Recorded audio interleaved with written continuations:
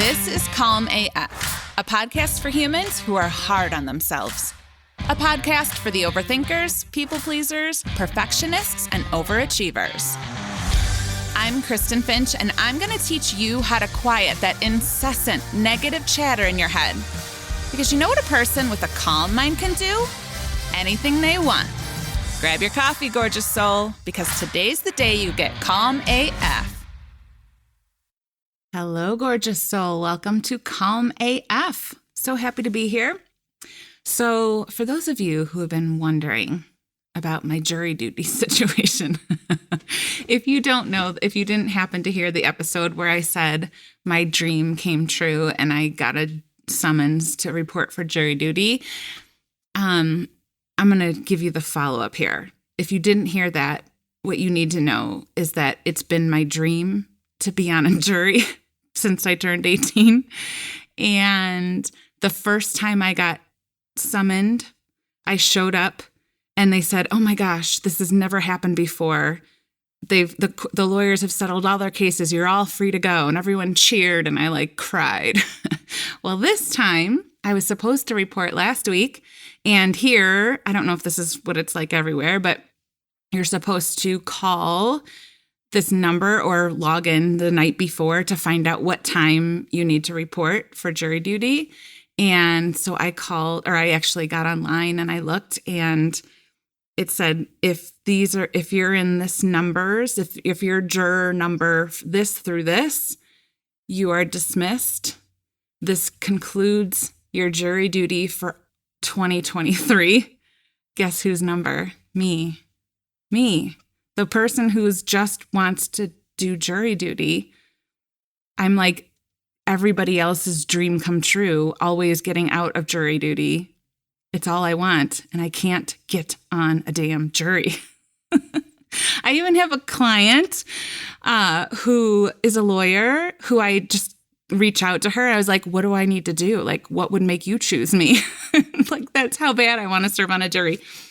But I suppose it was not for me. This was not meant for me. My dream of being a jury member or member of the jury, whatever it's called, it's going to have to wait at least another year. So, c'est la vie. Not everything can go well, can it? So, that was just a little update for those of you who have been wondering about jury duty. Today, I want to talk to you about something that I say a lot to my clients, a lot. And it's this: hard now or hard forever. So let me give you this little example to get us into the topic. So whenever you start something new, before you learn how to do it, it's hard, right? Before a baby learns how to walk, it's hard, right? It's hard to walk when you're just learning how to walk. They've never done it before. Babies are really, really, really bad at walking at first. They fall a lot. They're wobbly and awkward and unsteady.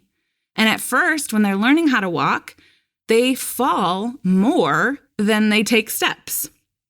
And what do the adults do? I want you to think about, if you have kids, if you've been around kids, when babies are learning how to walk, I should say toddlers are learning how to walk, and they fall, what do? We cheer. We go out of our minds praising them. You did it. We celebrate the out of them taking one step. We're like, oh my God, it's happening. This baby took their first step. And what I know for sure is now they've taken the first step. It's just a matter of time. And this baby will be walking. Now, I want you to imagine if we treated babies learning this brand new hard skill the way you treat yourself when you're learning something new, something hard. Imagine if that baby took a first step and the adults were like, okay, you're not very good at it.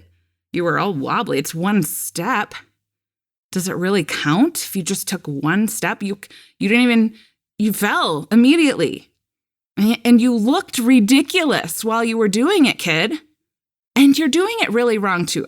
Look at how you're standing. Your tummy's sticking out, and you're all wobbly, and you look foolish. And then, kid, you fell. I mean, we can't just ignore the fact that you took one incredibly awkward, tiny, wobbly, embarrassing step before you fell right on your ass. I don't know, baby. I feel like maybe you should think a little bit more, make a plan for how to maybe do it better next time before you try again. Like, wait until you know that you can be a proficient walker before you try again. Wait until you know you're not going to embarrass yourself again. Wait until you know you can walk smoothly and perfectly across a room before you attempt this new skill again. Just imagine if that's what we did to babies when they were learning how to walk. Or imagine if someone's learning how to read or write a bike or play an instrument or learn a new language. If on the first day, this person tried it and we were like, welp, this is really, really, really hard. And clearly, if it feels hard, it must mean it's wrong. Because aren't we only supposed to feel good all the time? You would not have learned to do anything in your life if you treated yourself like this every time you tried to learn something new. Things that you are so good and natural at now, they were hard at first. I remember teaching the kids to brush their teeth. It was a brand new skill, and it was hard at first to get like the coordination. But I knew as they were learning, it's not going to be hard forever. It's just hard now. We have to get through the hard part at the beginning, and then it will be easier. This is how it always works. Everything you've ever done was hard at first until it got easier.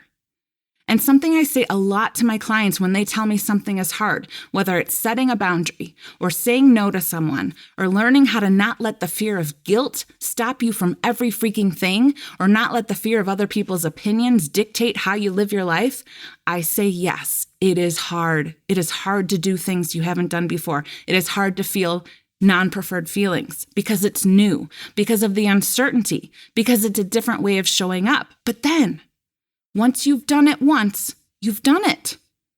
You've taken the big step, the big first step. That means the second step is less new and less scary and a tiny bit less uncertain. And the third and the fourth and the fifth steps are easier than the first and the second. And by the time you've taken 100 steps, you're a different person. You're not a person who is trying to take steps to create the life you want. You have become the person who is actively taking steps to create the life you want every day. You're 100 steps in instead of shutting down after the first fail. You have a choice. Hard now or hard forever. Because nothing changes without doing things that feel hard. You have a choice to keep doing what you're doing because it's quote unquote easier. Easier meaning familiar and predictable, not actually easier. This is the funny thing I often throw back at my clients when they tell me, it's just easier. It's just easier if I do everything. Is it? Is it easier? Is that the word you would describe it? Easier? Or does it just feel easier for you when everything looks just how you think it should look? Or is it easier for you to stay where you are? Actually being in a relationship with a person who doesn't love and accept you for who you are, with someone who needs you to be someone different so that they can keep living their same life. So every day you wake up thinking about how who you are simply must not be enough, exhausting yourself with their shitty dialogue on top of your own incessant shitty dialogue. That's easier? Not having boundaries, that's easier? Are you sure? Are you sure that it's easier to stay the same? Or are you just afraid to do the hard thing now? You have a choice. Tell yourself it's just easier and do nothing to avoid doing the hard thing now, or do the hard thing now so that it actually gets easier. Hard now or hard forever. And let me tell you, hard forever isn't easier. It's not it. So how do you start doing the hard thing now? Well, you know, I am not a fan of torturing yourself. I am not a believer that doing the hard thing now has to include both pain and suffering. So you got to go into it knowing it's not going to be easy, but you can add ease to the hard thing as much as possible. And here's how. First, you want to remember that anticipation fear is the scariest part. Right before you do the hard thing is the scariest part because you are stepping out of the familiar. But once you've started, you've started. You might feel like you're going to throw up before you speak the words to set a boundary. You might feel like you'd rather run a marathon in 115-degree heat than say no and risk someone being disappointed or having some sort of a negative thought about you. But you're going to remember that the awfulness is the worst right before the hard thing. And while the hard thing itself still might have some pain, it's different once you're on the path. You don't relieve the hard by not doing the hard thing. You're just postponing it. You're just postponing the hard for later. And as much as your nervous system tells you, phew, you avoided something really terrible, what's actually true is you've just put it off. And once again, shoved the hard thing down. Maybe later. Maybe I'll feel more ready later. Maybe I'll feel more prepared later. Maybe I'll have a plan later. The scariest part of skydiving are the moments leading up to stepping out of the plane. Once you've taken it, you're skydiving. You're doing it. It's happening. You are the person who is skydiving, not the person who's afraid of skydiving. Okay? Second way to add ease to the hard thing is to remember that everything is temporary. The one constant in life is that everything is always changing, including how you feel. So the feeling of guilt is temporary. The feeling of fear is temporary. The feeling of anger is temporary. A lot of you are avoiding hard things simply to avoid hard feelings in yourself and in other people. It's a terrible reason to avoid the hard thing because that feeling, yours or someone else's, is going to change if you just give it a minute. You have to remember that it is highly likely your sympathetic nervous system is triggered. So not only are you feeling the acute feeling of guilt or fear or whatever, but your system is also telling you that it's not just hard, it's a life-threatening emergency. Once you learn how to self-regulate and you become more familiar with allowing uncomfortable feelings in your body, this is what I teach in the feelings room, you will remember that this is temporary. You might feel awful, like 10 out of 10 awful when you set a boundary because your whole system is hyper aroused. But then you set the boundary and eventually your nervous system is going to move back into a regulated state after a little bit of time and you will start to feel better and you set the boundary. Okay? Every feeling, yours and other people's, is temporary. The third thing to add ease to the hard thing, you must have a strong why that you are reminding yourself of every day. If you don't have a strong why am I doing this hard thing? Your brain is never going to get on board with it. I remember coaching about this, specifically about the feelings room in a group once. And one of the women was like, I have a question. I'm just wondering why I would ever do this. Like, why am I choosing to feel hard feelings? Why would I choose guilt over just doing it myself? Why would I choose discomfort when I am really, really good at pushing through? Well, because without doing the hard thing now, you can pretty much count on doing the hard thing forever. Forever. Why you would choose to do the hard thing now is because it's the only way not to have to do hard forever. Why you would choose to do the hard thing of setting a boundary, because the longer you go, the harder it gets. The why is because you want to create a life that you don't have to spend feeling exhausted or lonely or resentful or walking on eggshells. If you want to create a life you genuinely enjoy with people you genuinely enjoy, spending time doing things you genuinely enjoy, you've got to stop avoiding hard things, hard now or hard forever. In my marriage, we really got to a place where things were fine.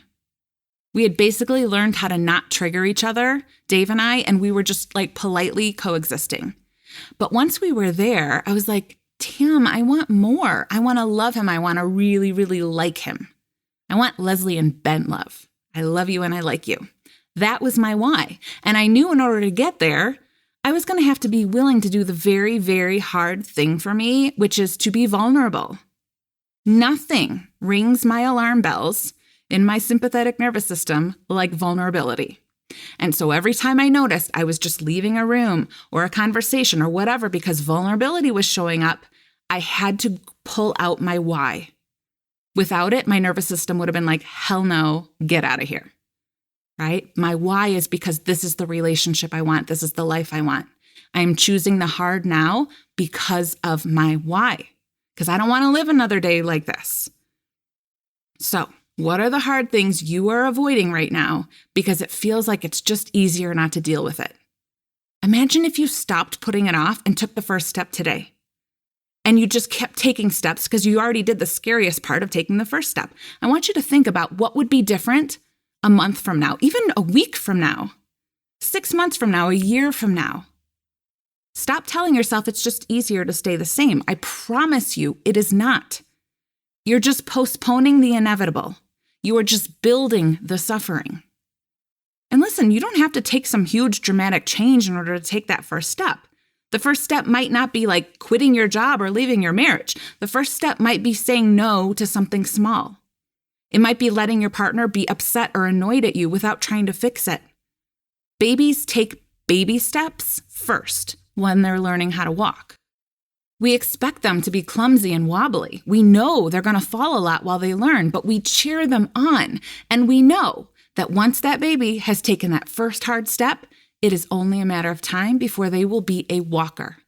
Do the hard thing now. Do it wobbly. Be clumsy and be embarrassed and be uncomfortable. Expect to fall. And when you do, I want you to treat yourself the same way you would treat someone else or a baby learning something new. Oops. Did you fall? Do you need a hug? Do you need me to comfort you? Okay, let me give that to you. Feeling safe? Let's try again. Let's try again. You got this. Your choice, hard now or hard forever. Choose hard now. I love you so much. I'll see you next time. If you love this podcast, you will love Calm AF Life. It's a self-paced, lifetime access DIY course that teaches you all the concepts that I talk about here, from nervous system regulation to manifesting with ease. And since we know that true change doesn't happen just because you know what to do, you also get an all-access pass to coaching calls and accountability so you don't stay stuck and you don't give up. The best investment you could ever make is in yourself. Calm AF Life is here for you now. Life's not waiting. Let's get you aligned with your Calm AF self, gorgeous soul. I cannot wait to meet you. Go to KristenFinch.com and join me today.